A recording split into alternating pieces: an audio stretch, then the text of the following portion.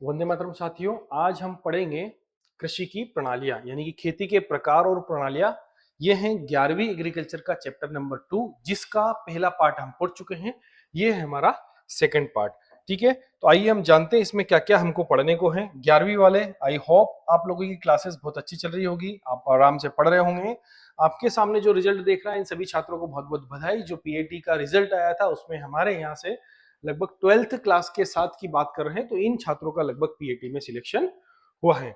आगे हम बात करते हैं, अच्छा ऑनलाइन क्लासेस की बातें करते हैं। तो अगर आप 11th का step by step online course purchase करना चाहते हैं या ऑनलाइन पूरी 11वीं घर बैठे ही पढ़ना चाहते हैं, तो एम इंस्टीट्यूट का प्ले स्टोर से ऐप डाउनलोड आप कर लीजिएगा, जिसमें 11th एग्रीकल्चर, 12th एग्रीकल्चर और पीएटी 2027 की तैयारी आपकी घर बैठे हो सकती है। आइए अब आगे बढ़ते हैं हम हमारे चैप्टर की ओर, कि जो हमारे कल के जो टॉपिक बचे हुए थे, यानी कि हम अगले जो टॉपिक है वो है मिश्रित खेती, जिसे हम कहते हैं मिक्स्ड फार्मिंग के बारे में हमें पढ़ना है। तो मिश्रित खेती वह प्रणाली है जिसमें फसल उत्पादन के साथ साथ, ध्यान दीजिएगा बेटा, फसल उत्पादन के साथ साथ पशुपालन भी किया जाता है। पशुपालन से प्राप्त आय का कुल या आय का कम से कम 10% या अधिकतम 49% से अधिक नहीं होनी चाहिए। फसल उत्पादन मुख्य कार्य तथा पशुपालन पूरक कार्य होता है। इसका मतलब होता है फसल उत्पादन हमारा मुख्य कार्य था, पशुपालन पूरक कार्य था। अब मिश्रित खेती की बात कर रहे हैं हम। किसकी बात कर रहे हैं? मिश्रित खेती की बात कर रहे हैं। तो आपको सिर्फ ध्यान देना है कि फसल उत्पादन के साथ साथ अगर अन्य किसी प्रकार का कोई बिजनेस या धंधा किया जाता है, उसे हम बोलते हैं मिश्रित खेती। याद रखना, ठीक है। तो आइए मैं समझाता हूं कि अगर हमारे पास खेत भी है और हम क्या लगा रहे हैं भाई, तो फसल लगा रहे हैं। फसल तो हमने लगा ली भाई, फसल से हमको आमदनी भी होगी, उत्पादन भी होगा, बहुत कुछ सब कुछ अच्छा चलेगा। लेकिन हम उसे बढ़ाने के लिए, थोड़ा बहुत करने के लिए, बहुत सारे किसान मुर्गी पालन भी कर लेते हैं, क्योंकि बीच बीच में जो समय बचता रहता है बकरी पालन भी कर लिया, क्योंकि इन तीनों, या फिर हम क्या करते हैं पशुपालन कर लिया जाता है, या डेयरी फार्मिंग जैसे हम खोल लेते हैं। तो हम इनमें भी अपना क्या है कि बिजनेस चलाते हैं, या इनसे भी हम लाभ प्राप्त करते हैं। अब ऐसा क्यों खोल लेते हैं? क्योंकि इनके बीच में क्या होता है, परस्पर संबंध होता है। ठीक है, गाय से जो गोबर काम आता है वो खेती में हम खाद के रूप में उपयोग कर लिया जाता है, और जो हमने धान गेहूं जो भी निकालते हैं, तो उनका जो भूसा होता है उनको हम पशुओं को खिलाने के लिए उपयोग में ले आते हैं। तो क्या होता है कि बहुत ज्यादा महंगा नहीं पड़ता, एक दूसरों के सहारे जो चलता रहता है और अधिक से अधिक आमदनी प्राप्त होती रहती है। तो आपको ध्यान में ही देना है कि फसल उत्पादन के साथ साथ पशुपालन या अन्य किसी प्रकार का कोई बिजनेस करना। सर ये 10% और 49% क्यों दिया हुआ है? 10% से कम नहीं, 49% से अधिक नहीं होना चाहिए, क्योंकि हमारा जो मुख्य कार्य है वो तो हो गया फसल उत्पादन। तो इसलिए हम इसे इसे अग्रणी रखते हैं। ज्यादा से ज्यादा प्रॉफिट 70% इससे होना चाहिए, 60% इससे होना चाहिए। तो ये हमारा हो गया मुख्य बिजनेस। और पूरक कार्य की हम अगर बात करें तो ये सेकेंडरी है हमारे पास, कि भाई दूध आ गया, 2-3 भैंस है हमारे पास, तो भाई दूध निकाल लिया, डेयरी पर बेच दिया, हफ्ता मिल जाता है ना। तो उससे क्या होगा कि वो पूरक हो गया, तो इसलिए वो 49% से क्या होता है, उस पर कम ही होता है। पशुपालन के साथ, यानी कि फसल उत्पादन के साथ साथ पशुपालन करना क्या कहलाता है? मिश्रित खेती कहलाता है। ये देखिए, जैसे हम फसल उगा रहे हैं, तो फसल उगाने के साथ साथ गाय भैंस पालन करना, या मुर्गी पालन करना, या मत्स्य पालन करना, या सुअर पालन करना, ये सब क्या कहलाता है? मिश्रित खेती के उदाहरण हैं। ध्यान में रखें। अब इसके पहले हम एक चीज पढ़ चुके हैं, मिश्रित फसल। क्या पढ़ चुके हैं बेटा? फसल। तो ये ध्यान में रहे आप कि भैया एक खेत में एक सीजन में एक साथ में दो फसलें को उगाना क्या कहते हैं? मिश्रित फसल कहते हैं। कई बार बच्चे कंफ्यूजन होते हैं मिश्रित खेती में और मिश्रित फसल में। तो एक खेत में दो फसलें लगाना मिश्रित फसल कहलाता है, और एक साथ में दो बिजनेस करना क्या कहलाता है? मिश्रित खेती कहलाता है। ये आपको ध्यान में रखना है, ठीक है। चलो आइए, अगर समझ में आ रहा हो तो कमेंट करते रहिए दोस्तों, है ना। आगे के चैप्टर भी हम आपके लिए बराबर समय समय पर लाते रहेंगे। अब बात करते हैं मिश्रित खेती का महत्व, इंपोर्टेंस की बात करते हैं मिक्स्ड फार्मिंग में। तो अब जब आप किसी प्रकार का कोई बिजनेस करते हैं, तो वर्ष भर आपको आय प्राप्त होती है। Income is available through out the year, ठीक है। तो यानी कि पूरे साल भर कहीं ना कहीं हमको आमदनी चलती रहती है। जैसे गाय भैंस भी हम रखते हैं, डेयरी पर दूध देने जाते हैं, तो डेयरी से दूध देने जाते हैं तो हमको हफ्ता मिलता है। जबकि हम फसल अगर उगा रहे हैं, तो फसल 3 महीने या 4 महीने में प्रोडक्ट देगी, उसके बाद भी कोई अच्छा दाम मिला तो ही हम मार्केट में उसको बेचते हैं, अन्यथा नहीं बेचते हैं, घर में ही भर रखते हैं। 6-6 महीने तक फसल का पैसा घर में नहीं आता है। लेकिन अगर आप गाय भैंस पाल रहे हैं, तो आपको वर्ष भर धीरे धीरे कहीं ना कहीं अपना जेब खर्चे चलता रहता है, घर की चाय शक्कर पत्ती तो उससे आती रहती है, ठीक है। तो वर्ष भर आमदनी होती है अगर आप मिश्रित खेती करोगे। दूसरा, फसल अवशेष पशुओं के चारों के रूप में उपयोग होते हैं, बराबर। हमने अभी बताया था कि जो भी फसल के अवशेष हमको मिलते हैं भाई, आपने गेहूं बोया, भूसा निकल गया, तो भाई उसी भूसे को हम क्या करते हैं, पशुओं को खिलाने में उसका उपयोग कर लिया जाता है। अगला, पशुओं का गोबर जैविक खाद के रूप में उपयोग किया जाता है। भाई अब गोबर प्राप्त होगा तो हम उससे खाद बनाएंगे, और खाद बनाएंगे भाई फसलों में देंगे, तो हमें बाहर से डीएपी, यूरिया इनकी बोरी नहीं खरीदना पड़ेगी, तो हमें घर पे ही खाद प्राप्त हो जाएगा अगर आप गाय भैंस रख रहे हो तो। एक कार्य से प्राप्त आय दूसरे कार्य में निवेश किया जा सकता है, बराबर। क्योंकि हमें अगर मान लो समय पर अगर पैसे, मान लो भाई हमारी फसलों में किसी प्रकार की कोई दवाई का स्प्रे करना है और अब हमारे पास पैसे नहीं है, तो हम क्या करेंगे भाई, अरे यार मेरा तो चलो दूध का हफ्ता आएगा, उस दूध के हफ्ते से मैं क्या करूंगा भैया, दवाई वगैरह खरीद कर क्या कर लूंगा, स्प्रे वगैरह कर लिया जाएगा, ठीक है। तो एक दूसरे के परस्पर क्या होता है, इनका संबंध चलता रहता है भाई। ये ध्यान में रखना कि हम कहीं ना कहीं वो पैसा हमारे उपयोग में आता रहता है। मिश्रित खेती के लाभ की बात करें, महत्व तो हो गया, महत्व। अब लाभ और महत्व दोनों में लगभग बराबर सेम रहता है ना, आप में इसमें ज्यादा कोई कंफ्यूजन नहीं होना है। महत्व और लाभ बराबर है, जो मैंने बताया था कि ज्यादा अलग डिफरेंस नहीं होता है, वही आता है। फसल उत्पादन एवं पशुपालन के परिपूरक संबंध से उत्पादन एवं आय बढ़ती, बराबर। परिपूरक संबंध का मैंने बताया एक दूसरे के काम आना, ठीक है, एक दूसरे के काम आना। गोबर हमारी खेती में काम आ रहा है, खेती का जो शुक्ला बगदा जो निकला था वो पशुओं के काम आ रहा है, बराबर। अगला, जैविक खाद से भूमि की उर्वरता बनी रहती है, क्योंकि हम ध्यान दे रहे हैं कि जब भी ऑर्गेनिक मेन्योर खेतों में उपयोग करेंगे तो उर्वरता शक्ति तो बनेगी ही बनेगी, ठीक है, ये भी ध्यान देना है। भूसा आदि कृषि उत्पादों का उचित उपयोग होता है, कि जितना भी भूसा वगैरह निकलेगा उसका उपयोग सही से हम कर पाएंगे, नहीं तो क्या होता भाई, खेत में पड़े पड़े ही सड़ जाता है ना, ये ध्यान में देना है।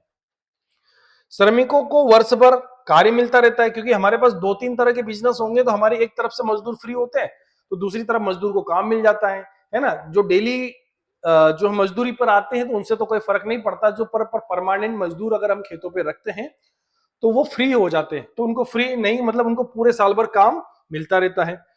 कृषि व्यवसाय की असमानताएं कम होती हैं। अब क्या होती है भैया, जो समानता है, रिस्क जिसकी हम बात करते हैं, कई बार होता है कि भाई फसल बहुत ज्यादा बारिश होना, कम बारिश होना, तो हमारी फसलें बहुत ज्यादा खराब हो जाती है, तो हमें रिस्क उठाना पड़ती है, ठीक है। तो वो रिस्क नहीं उठाना पड़े इसके लिए हम क्या करते हैं कि भाई ज्यादा हमको नुकसान ना झेलना पड़े, इसके लिए हमें क्या करता है, पशुपालन से भी हमको आय प्राप्त होती रहती है। चलो आगे देखते हैं। अब हम बात कर रहे थे किसकी भैया, लाभ की। अब हम बात करेंगे हानियां की, क्योंकि जिस काम के लिए अगर लाभ होंगे तो उसके बराबर क्या होगी भाई, हानि भी होगी। तो हम बात कर रहे हैं मिश्रित खेती की हानियों की। अधिक धन एवं सुविधाओं की आवश्यकता होती, बराबर। अगर आप ज्यादा काम करोगे या ज्यादा बिजनेस खोलोगे, दो चार भैंस और बढ़ाओगे, तो आपको किसकी आवश्यकता लगेगी, धन की आवश्यकता लगी। प्रबंधन पर कार्यभार अधिक हो जाता है, जो मैनेजमेंट कर रहा है वहां पर, तो उस पर वर्कलोड बढ़ जाता है। क्या हो जाता है, वर्कलोड बढ़ जाता है भाई। भाई मान लो चलो कि यार दवाई भी छिटकना है, दवाई छिटकने के बाद आना है तो भाई गाय भैंस का दूध भी निकालना है ना, निराव भी डालना है ना, सब काम उसको करना है, तो लोड उसका बढ़ जाता है। श्रमिकों का प्रबंधन कठिन हो जाता है, क्योंकि समय पर अगर मजदूर नहीं मिले, लेबर नहीं मिलेगी, तो प्रबंधन करना थोड़ा सा क्या हो जाता है, कठिन हो जाता है। बस ज्यादा कोई हानि नहीं है, थोड़ी सी इसकी हानियां हैं। खैर ये तो आजकल व्यक्ति मैनेज कर लेता है, कोई बड़ी बात नहीं है। अब बात करते हैं हम सिंचित खेती की बात, इरिगेटेड फार्मिंग की। बेटा सिंचित खेती की ध्यान दो, सिंचित खेती पर भाई अब सीधा सा कि जिस खेतों में या जिस किसानों के पास 12 महीने पानी उपलब्ध होता है उसे सिंचित खेती कहते हैं, ठीक है। कुएं में पानी हो सकता है या बोरिंग में पानी हो सकता है, या बहुत सारे किसानों के पास नहर के द्वारा पानी आता है, तो हम उसे बोलते हैं सिंचित खेती। यानी कि बारिश का पानी निकल जाए या बारिश की फसल निकल जाने के बाद जो दूसरी अगली फसल लगाई जाती है, रबी या जायद की, तो जिन किसान रबी और जायद की फसल लगाते हैं वो सब सिंचित वाली ही आती है, बेटा ध्यान देना, ठीक है।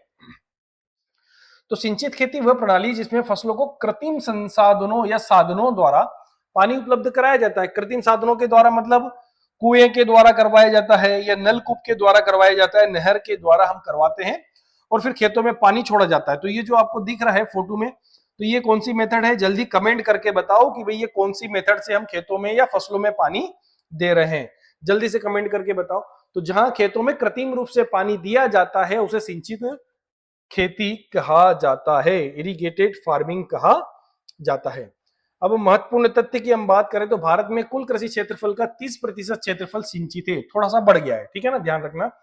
सिंचित क्षेत्र से लगभग 58% कृषि उत्पादन प्राप्त होता है, क्योंकि भाई बारिश की फसल तो पूरे देश में लगाई जाती है, पर उसके बाद जो फसलें लगाई जाती है रबी में, तो वो जिनके पास सिंचित यानी कि सिंचाई की व्यवस्था उपलब्ध होगी वही उत्पादन, और उत्पादन भी उसी फसल का ज्यादा होता है। गेहूं का लगभग 60%, क्योंकि भाई गेहूं तो रबी में ही लगाया जाता है। धान 40%, क्योंकि भाई पानी निकल जाने के बाद दालें, तिलहन, कपास, लगभग 20% उत्पादन सिंचित क्षेत्रों से ही प्राप्त होता है। चने वगैरह भी हम क्या होता है रबी ऋतु में लगाया जाता है। तो भारत में सिंचाई की दक्षता लगभग 30% है, याद रखना, जिसे भविष्य में बढ़ाने की आवश्यकता है, क्योंकि भाई बढ़ रही है ना, धीरे धीरे बढ़ रही है, गवर्नमेंट के आधार पर ये आगे बढ़ रही है। ठीक है, ये आप देख रहे हो भैया, पंप लगा हुआ है, पेट्रोल खेतों में पानी देने के लिए इसका भी उपयोग किया जाता है, तो ये भी सिंचित खेती के अंतर्गत ही आता है। चलो आगे देखते हैं। खेती, सिंचित खेती के कुछ गुणों की हम बात करें तो उत्पादन में भारी वृद्धि होती है, बराबर, क्योंकि अगर सिंचित समय समय पर अगर फसलों को, पौधों को पानी मिलता रहेगा तो उत्पादन तो बढ़ेगा, कोई बुरी बात नहीं है। अगला, फसल उत्पादन के लिए भूमि का उपयोग वर्ष भर किया जा सकता है। अगर पानी नहीं होगा तो हम सिर्फ बारिश की फसल ले लेते हैं, उसके बाद अगर थोड़ा बहुत मावठा गिरा तो चने ले लिए हैं, ये रायड़ा ले लोगे, उसके अलावा कोई दूसरी फसल आपको नहीं ले पाओगे। तो उत्पादन, भूमि का उपयोग पूरे वर्ष भर कर रखेंगे, जब आपके पास पानी होगा तो। व्यवसायिक स्तर पर कृषि संभव हो सकती है, क्योंकि भैया जब व्यवसायिक यानी कि बड़े बिजनेस लेवल पर अगर हम खेती करना है तो उसके लिए पानी की आवश्यकता तो 100% आपको होती ही होती है। ठीक है, ये नाली आप देख रहे हो भैया, पक्की नालियां, बहुत सारे ऐसे खेत हैं, किसान हैं जो कि अपने खेतों में सिंचाई के लिए पक्की नालियां भी बनाकर रखते हैं। अगली बात करते हैं हम सिंचित खेती की हानियां। तो अत्यधिक भूजल दोहन से जल स्तर लगातार नीचे जाता है, क्योंकि अगर सिंचित में क्या होता है, फिर किसान के पास पानी होता है तो देह उलझ पानी कुएं से निकालता है, बोरिंग से पानी निकालता है, दे चलने देता है, तो फिर वो क्या करता है, जो हमारा वाटर लेवल है जमीन का बेटा, वो धीरे धीरे पानी नीचे से खींचतेंगे तो वाटर लेवल क्या होगा, नीचे जाता जाएगा, है ना। सिंचित क्षेत्रों में लवणता की समस्या बढ़ जाती है, बराबर। सैलिनिटी की हम बात करें बेटा, लवणता में तो हम क्या होता है, आपने देखा हुआ कई सारे जो हमारे ट्यूबवेल्स हैं जिसे हम बोरिंग कहते हैं, तो बोरिंग का जो पानी होता है खारा होता है, वो खारा पानी जब खेतों में दिया जाता है तो लवणता की मात्रा क्या होती है, बढ़ती है। ठीक है, तो इससे कि हमारी भाई मृदा पर भी दुष्प्रभाव पड़ता है, अगर अत्यधिक उसका अपन उपयोग करते हैं तो कई सारी फसलें तो होती नहीं है, बहुत सारी फसलें खराब हो जाती है। अब हम बात करते हैं अगली फसल हमारी रेंचिंग खेती। रेंचिंग खेती, अभी तक बताइए मुझे रेंचिंग खेती के बारे में किस किस ने बच्चों ने पढ़ लिया, जल्दी से कमेंट करके बताइए। तो रेंचिंग खेती के बारे में किन किन छात्रों ने पढ़ा, बताइए। तो रेंचिंग खेती क्या होती है मैं बताता हूँ, ठीक है, सीधा सा आप यहाँ आइए कि हम खेतों में फसल उत्पादन के अलावा हमारे पास जो खेत पड़े रहते हैं जिसपे हम किसी प्रकार की कोई फसलें नहीं लगाते हैं, सिर्फ बारिश के समय पर वहां पर चारा उगता है और हमारे जो गाय भैंस है वो चरने के लिए जाते हैं।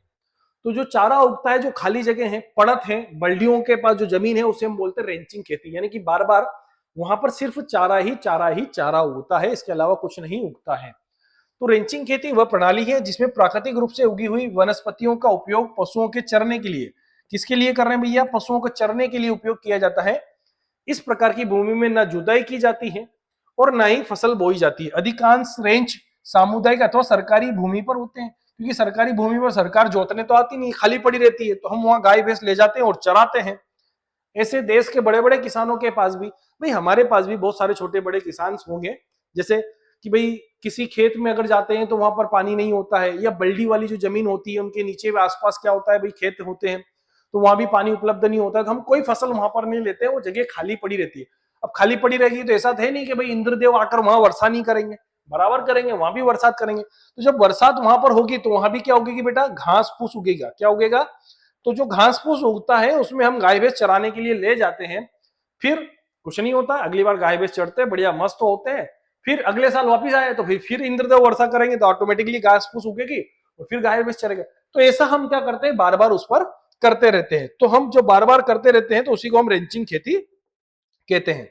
तो इसकी विशेषताएं, प्रमुख कैरेक्टर यानी कि रेंचिंग खेती के, तो प्राकृतिक घासों पर पशु चरते हैं, बराबर, क्योंकि जितनी भी उगती है वो सब प्रकृति के द्वारा उगती है, हम बोने तो जाते नहीं है वहां पर, सब प्रकृति के द्वारा उगती है, नेचुरल घास होती है सारी की सारी। अगला, खेती की जुताई एवं बुआई नहीं करना पड़ती है, ये तो काम करते ही नहीं है हम, रेंचिंग खेती पे करना ही नहीं है, ना तो जुताई करना है और ना ही बुआई करना है। अगला है मुख्यतः भेड़ एवं बकरी का पालन किया जा सकता है, बराबर, क्योंकि अगर हमारे पास चरने की या गाय भैंस को घुमाने फिराने की जगह होगी, भाई पड़ोसी के खेत में तो नहीं ले जा सकते।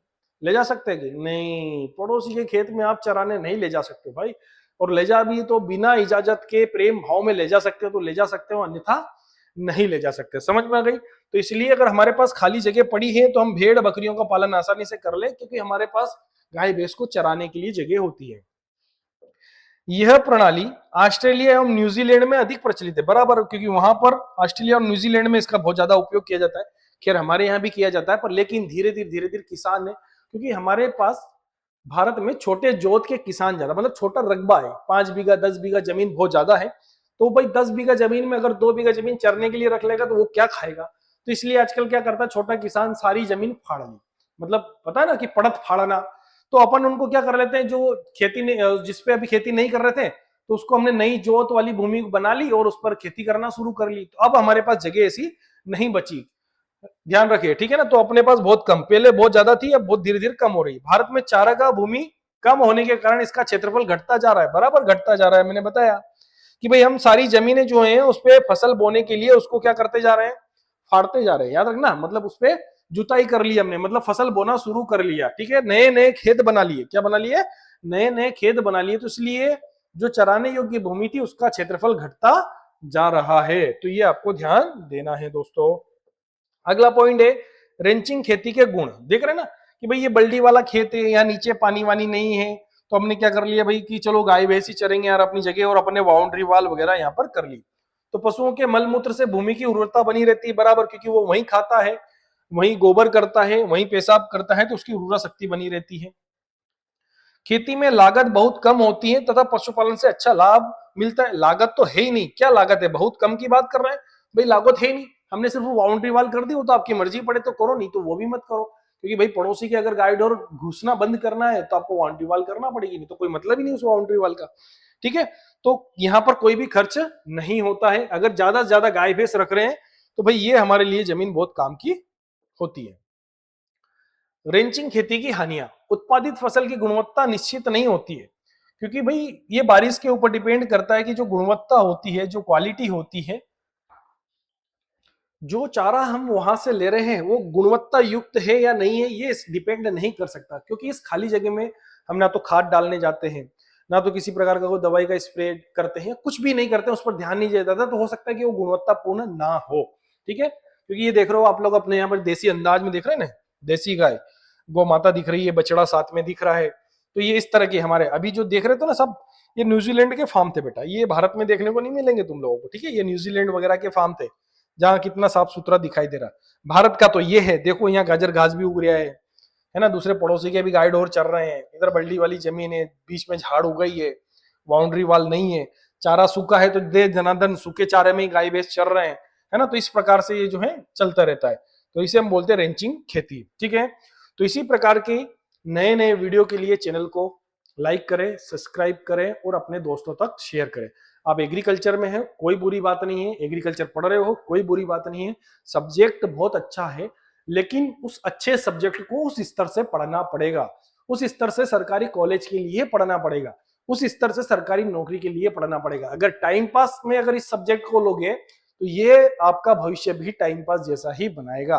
तो सब्जेक्ट बुरा नहीं है, इसलिए इसको अच्छे से गंभीरता से लेकर और गंभीरता से पढ़ने की आवश्यकता है। बहुत कुछ अच्छा इसमें आप कर सकते हैं, कोई बात बुरी बात नहीं है एग्रीकल्चर लेना, ठीक है ना। इसलिए मिलते हैं अगले वीडियो में। वंदे मातरम।